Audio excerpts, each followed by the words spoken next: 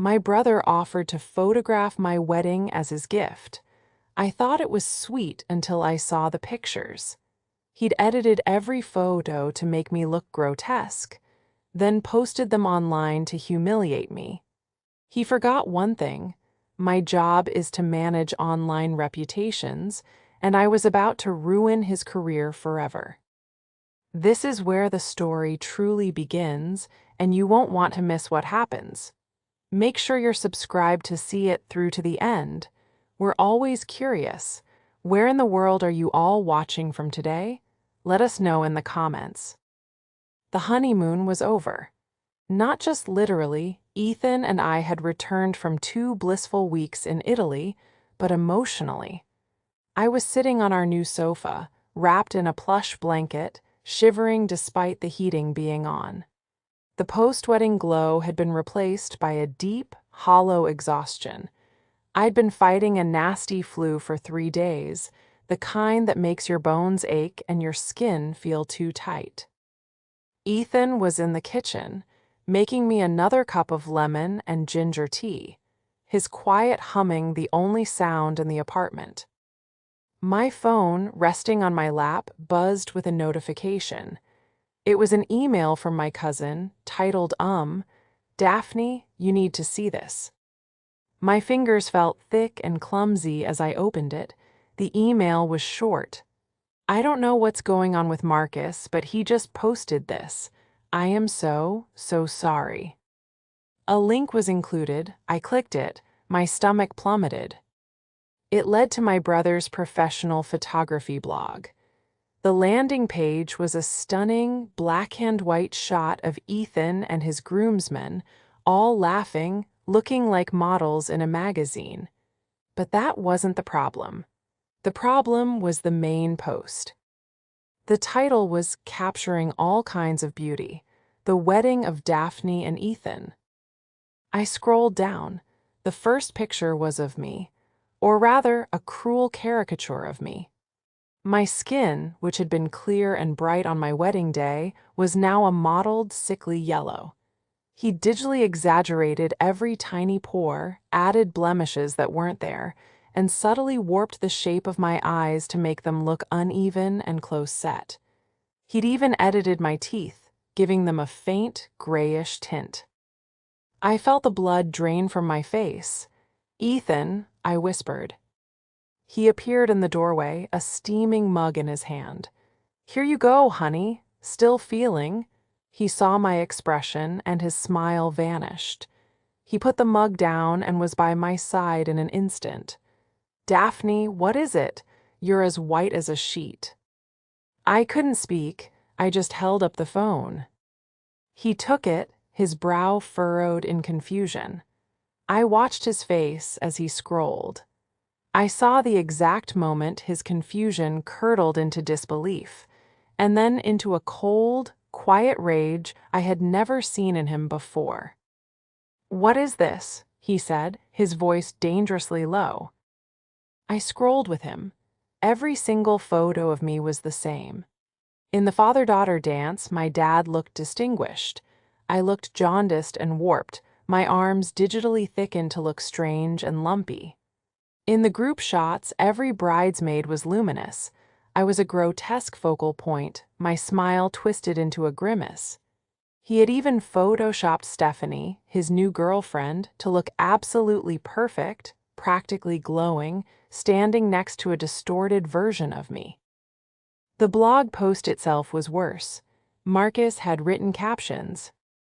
Under a particularly awful close-up of me, he'd written, "The challenge of a wedding photographer is to find the beauty in every subject, no matter how difficult. A true test of skill."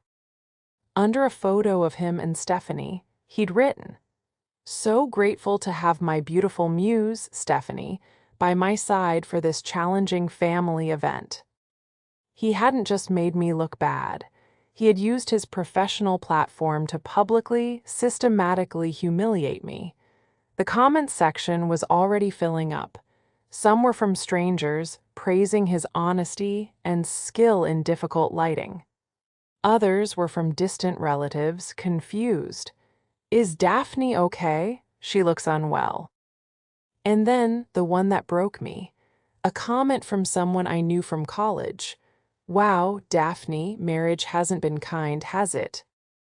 A raw, choking sob escaped my throat. I felt dizzy, the flu and the shock warring for control. Ethan wrapped his arms around me, his body rigid with fury. He's not getting away with this, Ethan growled, his hand shaking as he scrolled through the digital monstrosities. I just buried my face in his chest, the tears hot and fast. I was sick, I was vulnerable, and my own brother had just broadcast my humiliation to the world. The betrayal was worse than the flu itself.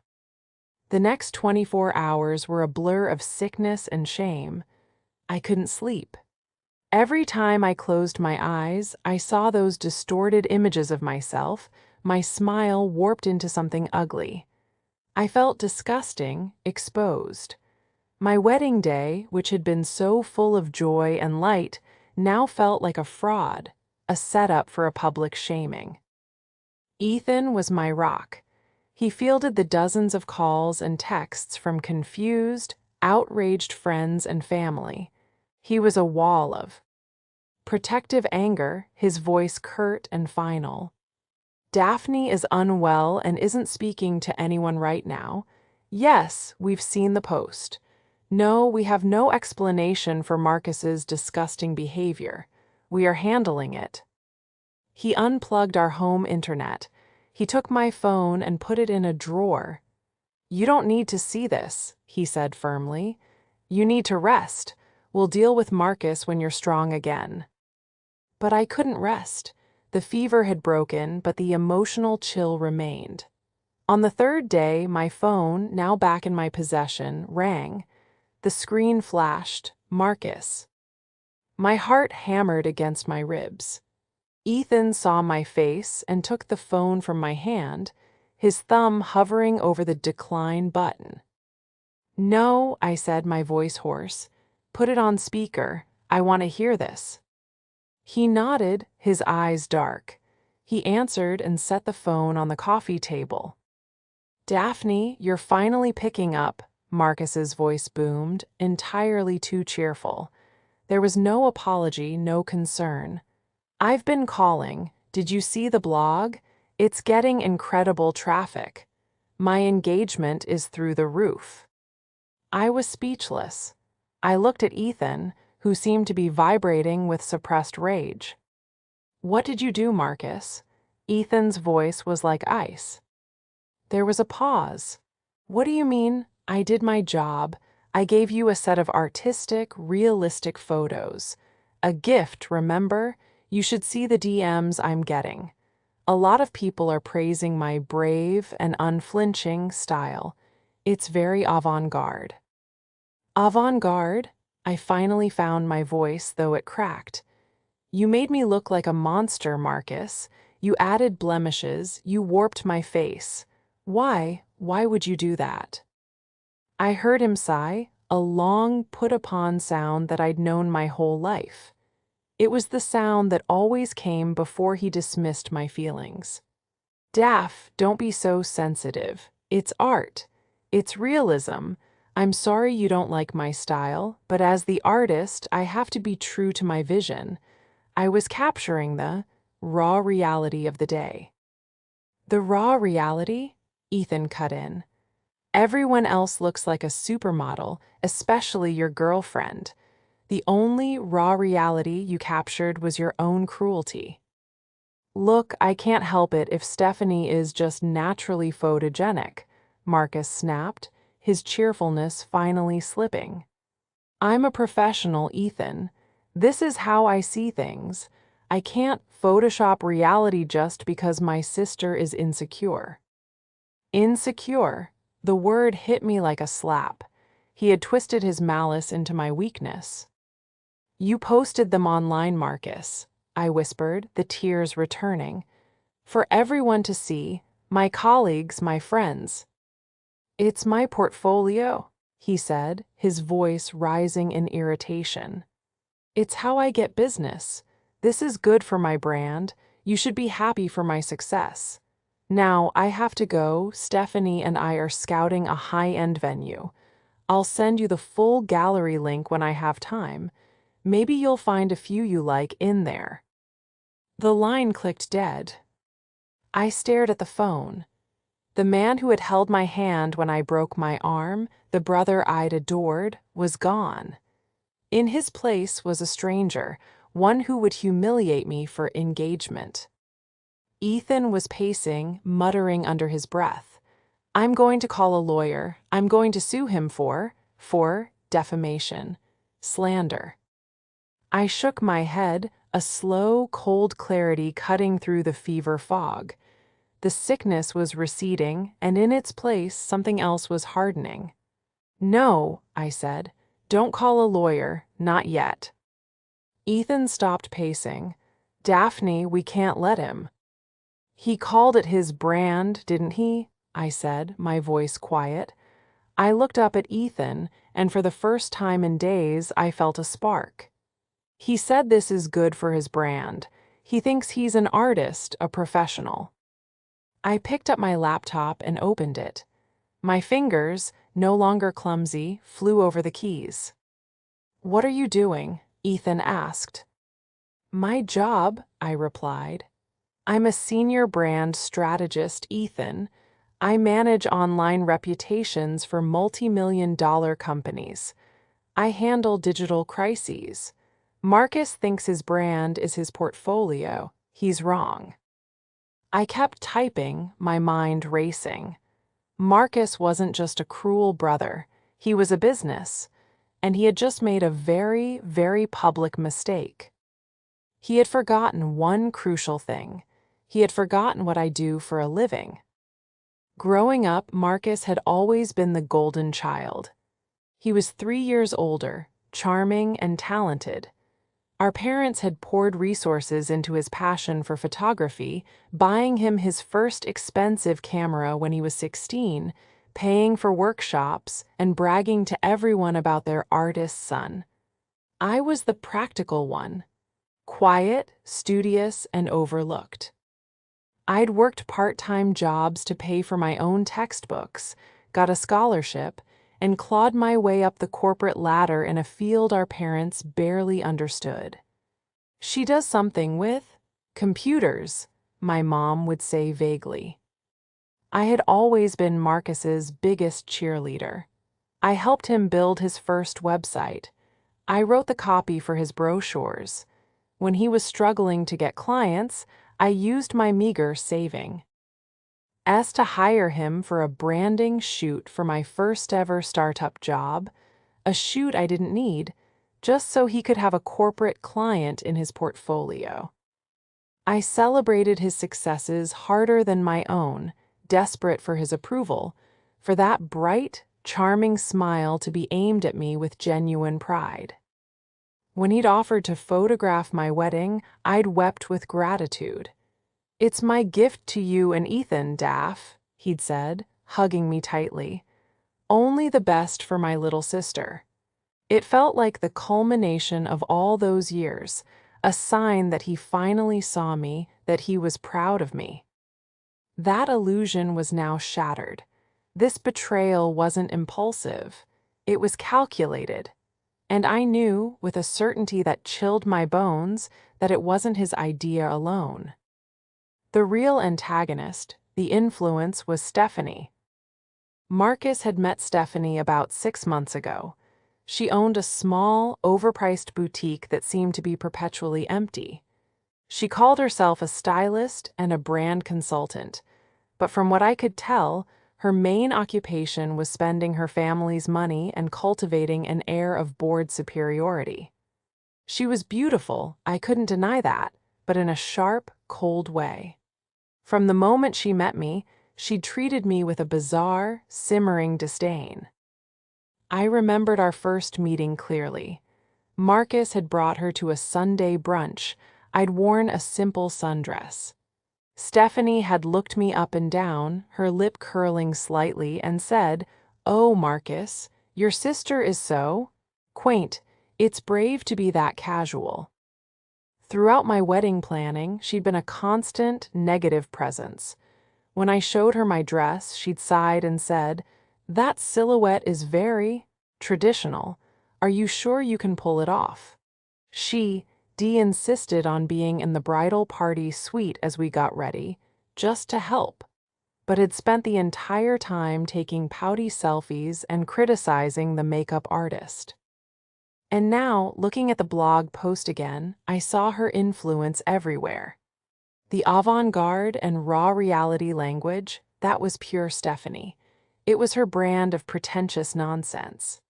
The photos of her were placed strategically throughout the post, making it look less like my wedding album and more like her personal fashion shoot. In one, she was posed dramatically by a window, her back to the main reception, with a caption, "Finding artistry in the mundane." She was jealous. She was petty. She saw me, happy and successful in my own right, marrying a wonderful man like Ethan, and she couldn't stand it. She had seen my wedding as a platform to launch her own brand and, in the process, diminish me. Marcus, blinded by her and high on his own arrogance, had been her willing instrument. Daphne, Ethan's voice pulled me from my thoughts. He was sitting opposite me, a legal pad in his hand. "I've been doing some research. A cease and desist letter won't be enough. We need to." I held up my hand. "We're not going to use a lawyer. We are going to use a strategist, me." I turned my laptop screen toward him. Marcus's entire business relies on his online reputation. His blog, his social media, and most importantly, the major vendor platforms. The Knot, Wedding Wire, Zola, that's where he gets 90% of his clients. He's a preferred vendor on 2 of them. That status is everything. "Okay, so we report him?" Ethan asked. "No," I said. "We don't just report him. We deplatform him.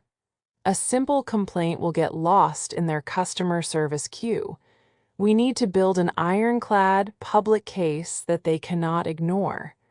We need to make Marcus a PR liability so toxic that they drop him to protect their own brand."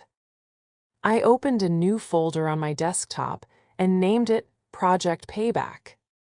"First," I said, "we need the truth. We need the real photos." I picked up my phone and sent a mass text to my entire bridal party and several close family members. "Hi, everyone. As you've seen, Marcus's photos are not representative of the day. I'm putting together a private, real album. Please send me every single photo and video you took on your phones. The good, the bad, the blurry. Send me everything." Within an hour, my inbox was flooding.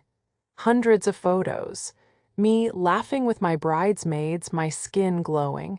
Me and Ethan sharing a stolen kiss, our eyes shining. Me and my dad, tears in our eyes as we danced. The evidence was clear. Marcus hadn't captured raw reality. He had manufactured an ugly lie. "Okay," I said to Ethan, my voice steady. "Now we gather the rest of the evidence." I took a high-resolution screenshot of every single edited photo on Marcus's blog. I screenshotted every malicious caption, every humiliating comment. I saved the HTML of the entire page. "He thinks this is his art," I murmured, dragging the last screenshot into the folder. "He's about to learn that my computer job is an art too. It's the art of digital warfare." The shift from victim to strategist was immediate and total.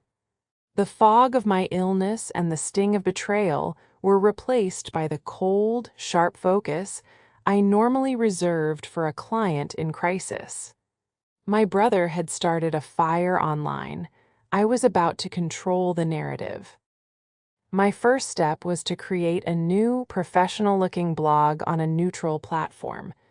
I bought a domain name, https://www.google.com/search, Q equals the truth about the shoot, com.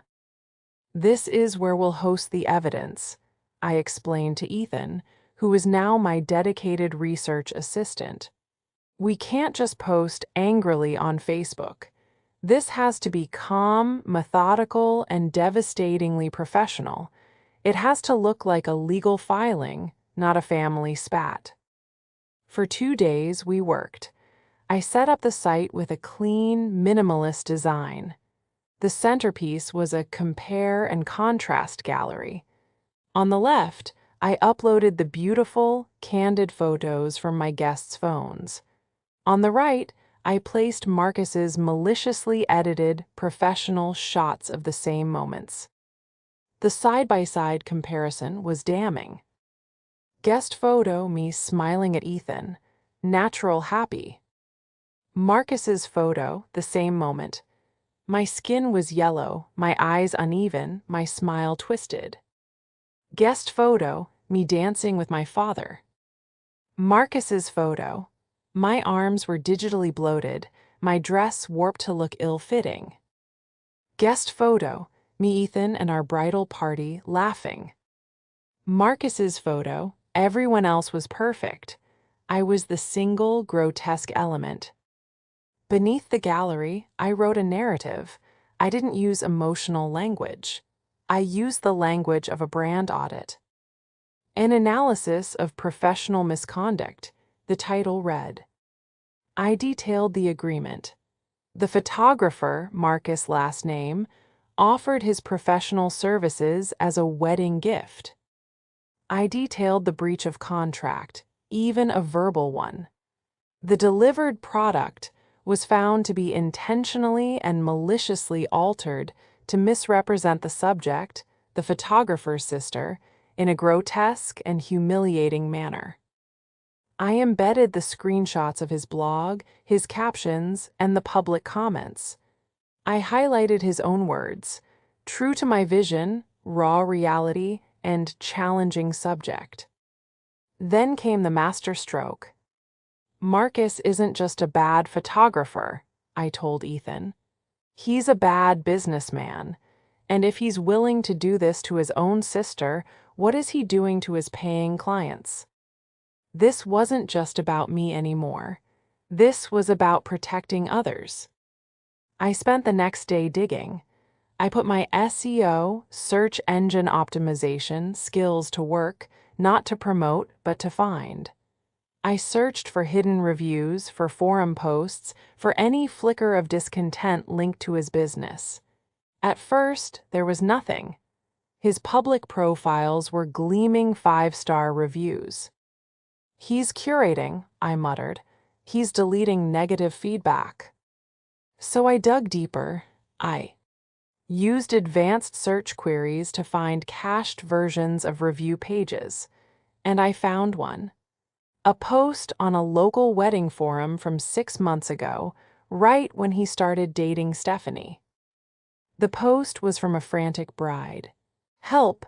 Marcus last name, photography is holding my photos hostage. I clicked. The story was eerily familiar. The bride explained that Marcus had been wonderful until the wedding day. Then, his new girlfriend, whom she didn't name but described as a sharp-looking woman in all black, had been present, directing him and making snide comments about the bride's dress. The bride's sneak peek was delayed for weeks. When she finally got it, the photos were off, not grotesquely edited like mine, but flat, poorly lit, and missing key moments. When she complained, Marcus had sent her a nasty email stating that his artistic integrity was final. He then demanded an additional $2,000 editing fee to fix the photos to her basic standards. My blood ran cold. This wasn't just cruelty, it was a pattern, it was extortion. I contacted the bride.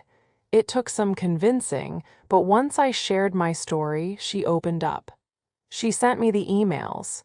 The language Marcus used was identical to the things he'd said to me. My vision, my brand, You don't understand art. He and his girlfriend bullied me into paying, she wrote. We were so desperate. I never got the original photos, just the fixed ones, and they were still terrible. We had to hire another photographer to do a reshoot. I screenshotted everything. The emails, her forum post. I added it to my website under a new section. A pattern of unethical behavior, case study 1. Now I had the weapon, but I wasn't just going to fire it. I was going to aim it at the heart of his career. I drafted a new email, this one addressed to the corporate offices of the Knot and Wedding Wire. The subject: urgent, formal ethics complaint and PR liability, notice Marcus last name, photography. To the head of vendor standards, I began.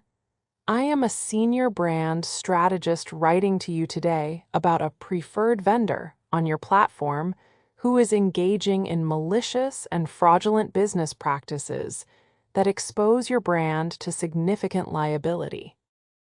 I attach the link to my evidence website. This is not just a family dispute, I told Ethan, my finger hovering over the send button.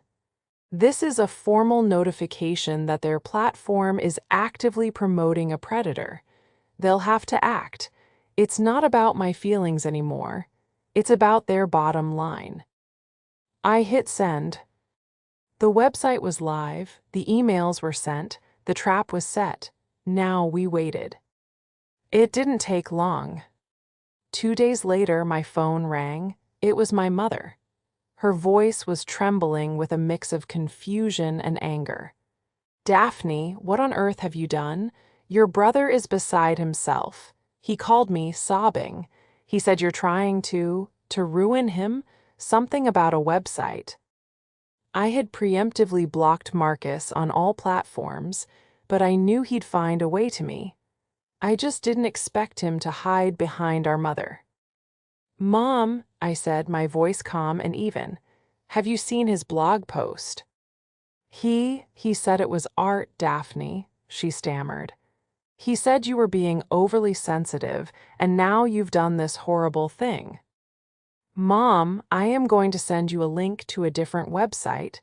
I want you to look at it. Look at the side-by-side photos. Look at the emails from the other bride he extorted. Then you can tell me if I'm being sensitive. I sent her the link. While she was occupied, Ethan got an alert. It was Marcus trying to email him from a new address. Ethan, my man, the email read. I think there's been a huge misunderstanding. Daphne is having some kind of episode. She's hysterical. That website she made is full of lies. You need to get her under control. Tell her to take it down now. It's slander, I'll sue. Ethan and I just looked at each other. The poorly executed threat was pathetic. Slander, Ethan murmured. It's only slander if it's untrue, Marcus, and she has the receipts. My phone rang again. It was Mom. She was no longer confused. She was crying. Oh, Daphne, she whispered. That girl, that Stephanie. She was with him, wasn't she? This is her, that other poor bride. Oh, Marcus, what has he done? He did this, Mom, not just Stephanie, I said gently but firmly.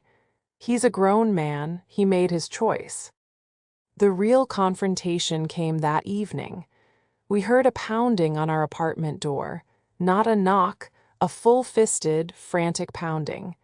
Ethan and I looked at each other. He nodded and went to the door. I heard his voice, low and hard. You are not welcome here, Marcus.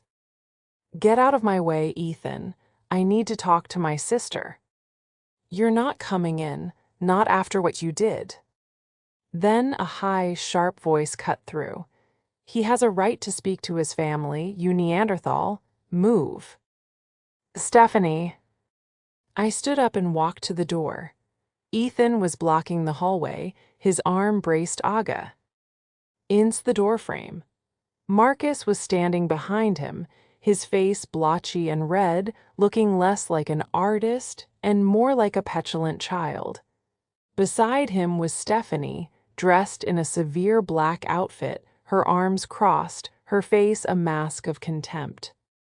"Daphne, finally," Marcus yelled, trying to push past Ethan. "You need to take that website down. Now, you have no idea what you're doing. You're ruining me." "Am I?" I asked, my voice echoing slightly in the hallway. I didn't raise it. I didn't have to. "Yes, I got an email from the Knot. They're suspending my account pending an investigation. That's my main source of clients. You did this." "No, Marcus," I said, stepping forward. Ethan stayed by my side. "You did this when you decided to use my face for your little avant-garde project. You did this when you took that other bride's money. I just organized the data." "Data?" Stephanie scoffed, stepping forward. "You call that data? It's a pathetic, childish tantrum. You were always jealous of Marcus's talent. You're a boring little number cruncher, and you couldn't stand that he's a true artist. You're just lashing out because you're insecure about how you looked on your wedding day." Her words, which would have shattered me a week ago, now felt weightless. They were just predictable. "Insecure," I replied, pulling my phone from my pocket. "Is this insecure?" I'd been waiting for this. I opened my email and showed them the first message I'd received that morning. It wasn't from the Knot. It was from a very prominent, very exclusive wedding blog, one that Marcus had been trying to get featured on for years. What is that?" Marcus asked, squinting. "It's an email from the editor of Bridal Couture magazine," I said. "I sent them my website last night. They're very interested in my story. They're particularly interested in the pattern of behavior section. They're thinking of running an investigative piece on predatory vendors in the industry. And your name, Marcus, is at the top of their list." Marcus's face went from red to a ghostly white. He looked like he was going to be sick. Stephanie saw him falter and lashed out. "You're lying. You photoshopped that. You're a vindictive." "Am I, Stephanie?" I countered, my voice still level. "You're a brand consultant, right? You should know that when a story is this clean, with this much evidence, editors don't ignore it. You wanted to get Marcus engagement. Well, congratulations, you're about to go viral." Marcus just stared at me, his mouth open. The bully was gone. The artist had vanished. All that was left was a terrified, hollowed-out man. You wouldn't," he whispered. "I'm your brother." "You were my brother," I said, my voice finally hardening. "My brother wouldn't have posted those pictures. My brother wouldn't have aligned himself with her to humiliate me. You are a business, and I am just a very, very unsatisfied customer." I looked at Ethan. "Close the door." He did. We heard Stephanie start screaming in the hallway, a stream of furious, powerless insults. We just stood there, listening, until the sounds finally faded away toward the elevator. I let out a breath I felt like I'd been holding for a week. It wasn't over, but the power had shifted. The ball was in my court. The next few days were a cascade. My Project Payback website, which I had carefully optimized, began to climb the search rankings. Anyone Googling Marcus' last name photography no longer saw his curated blog first. They saw my side-by-side evidence. The Knot and Wedding Wire didn't just suspend his account. After I forwarded them the Bridal Couture email, they permanently delisted him. His profiles vanished overnight. Marcus's reaction was predictable: desperation.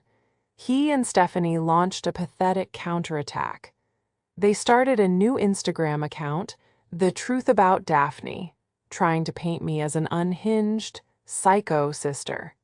They posted old, unflattering photos of me from high school, claiming I'd always been jealous and unstable. It was a fatal mistake. It was exactly what I was waiting for. Their smear campaign was so amateurish, so clearly vindictive, that it only served to validate my claims. I didn't even have to respond. The court of public opinion did it for me. The few comments they got were from strangers. Yikes, this is not a good look for a professional, or wow, so you did edit the photos, and now you're bullying her for calling you out? Classy. But the real escalation came from my investigation. The bridal couture piece was in the works, and the editor had put me in touch with her legal team and an investigative journalist. "We think this is bigger than just you," she'd said. "This smells like a pattern." She was right. My single case study opened a floodgate. The journalist, using my research as a starting point, found 3 more couples who had been targeted by Marcus and Stephanie in the last 6 months. The pattern was identical. Marcus would be booked. Stephanie would insert herself into the process, acting as an unsolicited stylist. She would find flaws with the bride, the venue, or the decor. The photos would be delivered late, and they would be substandard. When the couple complained, Marcus and Stephanie would demand an artistic editing fee, ranging from $2,000 to $5,000, to fix the photos to their liking. It was a systematic, predatory con. They weren't just being cruel, they were running a racket.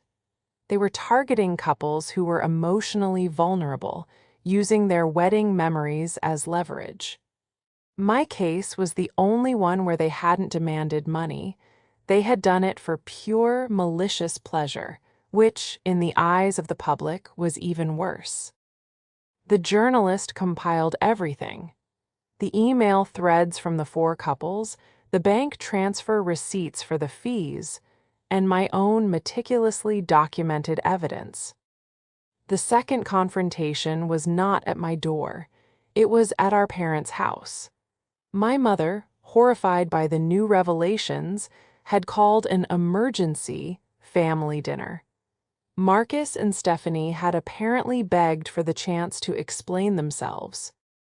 When Ethan and I walked in, the atmosphere was thick enough to cut with a knife.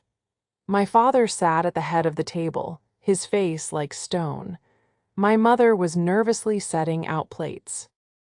And there they were, Marcus and Stephanie, sitting on the sofa, looking like they were waiting for an audience. Stephanie, for once, looked slightly nervous. Marcus just looked exhausted. "Daphne," my mother started, Marcus wanted to apologize. "Isn't." Effany immediately shot him a look. "Right," Marcus mumbled, not looking at me. "Look, Daph, this whole thing it's gone too far, okay? I'm sorry you didn't like the photos, my artistic vision. Maybe it was a mistake." "A mistake?" I asked, stopping in the middle of the room. "You mean your vision or the blog post?" "All of it," he snapped, his frustration overriding his script. "This whole thing, you've ruined me. My accounts are gone, my bookings are canceled, all because you were sensitive." "So you're not sorry for doing it," Ethan said, his arms crossed. "You're just sorry you got caught." "What we want," Stephanie cut in, her composure returning, "is a truce. You take down that website, you call off those journalists. In return, Marcus he'll re-edit your photos, for free." The sheer audacity of it left me breathless. They were still trying to negotiate. They still thought they held power. "No," I said. "No," Stephanie's voice went high. "What do you mean, no? You've made your point, Daphne. Now you're just being vindictive. You're trying to destroy his life." "His life?" I said, my voice rising for the first time. What about the lives of the other couples, the ones you extorted, the ones whose wedding memories you held for ransom? Marcus paled. I don't know what you're talking about. Oh, I think you do. I pulled a thick manila envelope from my bag and tossed it onto the coffee table in front of them. Let's talk about the Millers, the Changs, the Al-Jamal family, all of whom paid you an artistic editing fee after you delivered unusable photos. Marcus stared at the envelope as if it were a snake. Stephanie's eyes widened in genuine panic. This was the part she hadn't planned for. That was a misunderstanding, Marcus stammered. Those were difficult clients. They were victims, Marcus, I said, my voice dropping to a deadly quiet. And now they're witnesses. I have their bank statements. I have your emails. The bridal couture article isn't just about predatory vendors anymore. The new title is The Wedding Grift: How One Photographer and His Partner Extorted 4 Couples. It's scheduled to post in 2 days. My father, who had been silent, finally spoke. Marcus. His voice was low and full of a deep, profound disappointment that hit my brother harder than any of my accusations. Is this true? Marcus looked from my father's face to mine. He saw the evidence. He saw my resolve. He saw that every lie had been uncovered. The spell was broken. He buried his face in his hands. It wasn't a sob of remorse. It was the choked, angry sound of a man who had been cornered.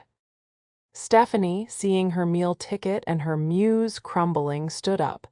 This is insane. You're all insane. I'm not going to sit here and be attacked. She grabbed her purse and stormed out of the house. For the first time, Marcus didn't follow her. He just sat there, shaking his head, finally, utterly defeated. The bridal couture article dropped on a Tuesday. It was a digital atom bomb. The journalist had pulled no punches. The title was The Wedding Grift: How Photographer Marcus last name and stylist Stephanie last name turned dreams into nightmares. It contained everything. My side-by-side photos, the humiliating blog post, and most damningly, the detailed, corroborated stories of the other 3 couples, complete with screenshots of the extortion-like emails and the demands for money. My professional analysis of his brand's reliance on curated platforms was quoted directly, framing his actions not just as cruel, but as a stupid, self-destructive business decision. The article was shared thousands of times within 24 hours. It was picked up by other, more mainstream news outlets. Local photographer accused of extortion, one headline blared. Brother of the bride humiliates sister in artistic blog post, read another. My Project Payback website was now the #1 search result for his name, his business, and even Stephanie's boutique. The climax, however, wasn't on the internet. It was at the annual City Bridal Expo, an event Marcus had paid thousands for months in advance to have a premium booth. It was, I knew, his last-ditch effort to save his career, a place where he could meet clients face-to-face, away from the digital firestorm. He hadn't counted on me being there. I wasn't there as a strategist. Ethan and I had been invited by one of the other victimized couples, the Millers, who were attending to look for a new photographer to redo their family portraits. We were walking through the crowded convention center when I saw it. His booth. It was large, beautifully decorated, and utterly empty. Marcus was standing in the middle of it, his suit rumpled, looking desperately at the couples walking past, all of whom gave his large, Marcus last name, photography, sign a wide berth. And then I saw Stephanie, She wasn't wit. Him, she was 20 feet away, laughing and talking with the owner of the most high-end floral design company in the city. She was dressed to the nines, positioning herself, as always, to be seen with the right people.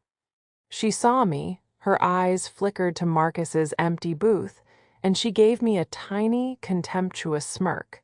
She was already distancing herself. She was a rat leaving a sinking ship. At that moment, Marcus spotted me. His face went through a rapid series of emotions: shock, anger, and then a desperate, pathetic kind of pleading. He started walking toward me, his hands half raised. "Daphne, please, you have to tell them it's a lie, a misunderstanding. You can fix this. Tell them." Heads were turning. The murmur of the expo floor died down around us. "Tell them what, Marcus?" I asked, not moving. "Tell them you didn't edit my photos to look grotesque. Tell them you didn't take thousands of dollars from the Millers. Tell them that's not Stephanie, your partner in all this, abandoning you over there." I pointed. Marcus's head snapped around. He saw her. He saw her smile, her schmoozing, her complete and total abandonment of him. He saw her see him and then deliberately turn her back. That was the moment, the final, powerful realization. It wasn't me who had ruined him. It wasn't the internet. It was her. It was his choice to follow her, to feed his own ego, to betray his family. She told me it would work," he whispered, his voice cracking. "She said it was high concept. She said you were a nobody and it wouldn't matter." "I'm not a nobody, Marcus," I said, my voice clear and carrying in the quiet. "I'm your sister, and those people you stole from, they weren't difficult clients. They were people who trusted you." The Millers, a sweet couple in their late 20s, stepped forward. "You took $2,000 from us, Marcus," Mrs. Miller said, her voice shaking but strong. "You ruined our first anniversary photos. You told us we had no taste." People were openly staring now, phones out. A security guard was starting to move toward us. Marcus looked at the Millers. He looked at Stephanie's back. He looked at me. The full weight of his actions, the public humiliation, the financial ruin, the loss of his family, and the betrayal by his partner crashed down on him all at once. He didn't yell, he didn't make excuses, he just deflated. The arrogant artist was gone. I have to go," he stammered, and he turned, walking quickly, not running back to his empty booth. He started grabbing his sample albums, shoving them into a box, his hands shaking so badly he dropped most of them. He didn't look at anyone. He just packed his things, a man completely and publicly broken. Ethan put his arm around my waist.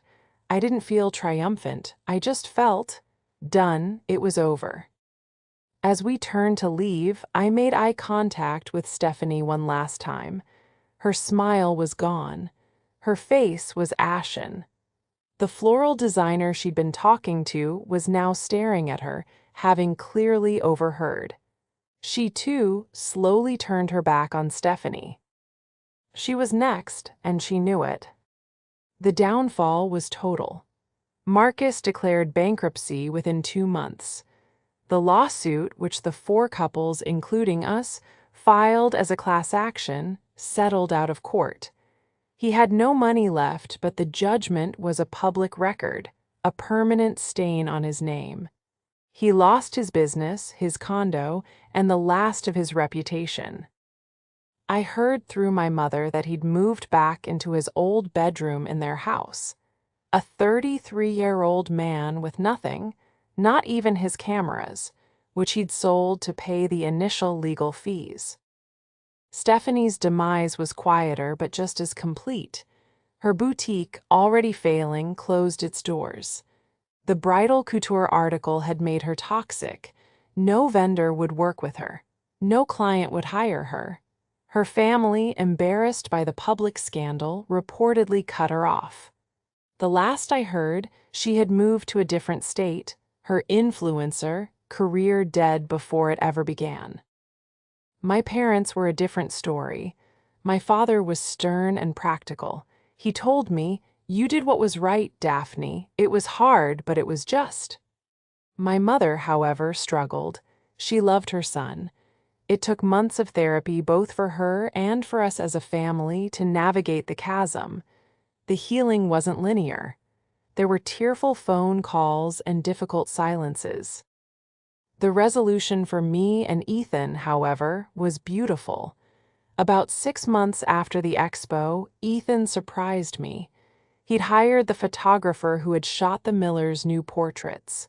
"We're doing this again," he said, holding up 2 new outfits. "Our memories our way." We went to a beautiful botanical garden, just the two of us and the photographer. We laughed, we kissed, and we took the most stunning, honest, and joyful photos. When we got them back, I cried, this time for the right reasons. They were perfect. They were us. I did have one final interaction with Marcus. He sent me a letter. It was handwritten and the cursive was shaky. It wasn't full of excuses or blame. It was just sad. "Daphne," it began, "I know sorry is a word I don't deserve to use. I got lost. I wanted to be a big shot and I listened to someone who promised me I could be. Instead, I hurt the one person who always believed in me. I threw away my talent and my family for nothing. I look at those pictures, the real ones, and I see what a beautiful day it was. And I see that I was the only ugly thing there. I don't expect you to forgive me. Not now, maybe not ever. But I wanted you to know that I know. I finally know." I read the letter, folded it, and put it in a box. It wasn't forgiveness, not yet, but it was an ending. My Project Payback website stayed up for a full year. I had added an update, linking to the articles and the outcome, framing it as a case study in professional ethics and the power of brand management. It became a minor legend in my industry. I was even asked to speak on a panel about crisis management and digital ethics. I used my skills not for revenge, but for justice. I'd protected future clients and exposed a predator. I had taken the worst day of my life and turned it into a testament to my strength. Ethan and I hung the new photos all over our apartment. They are a reminder that true beauty isn't about a perfect image. It's about honesty, resilience, and the unshakable love that helped me reclaim my own story.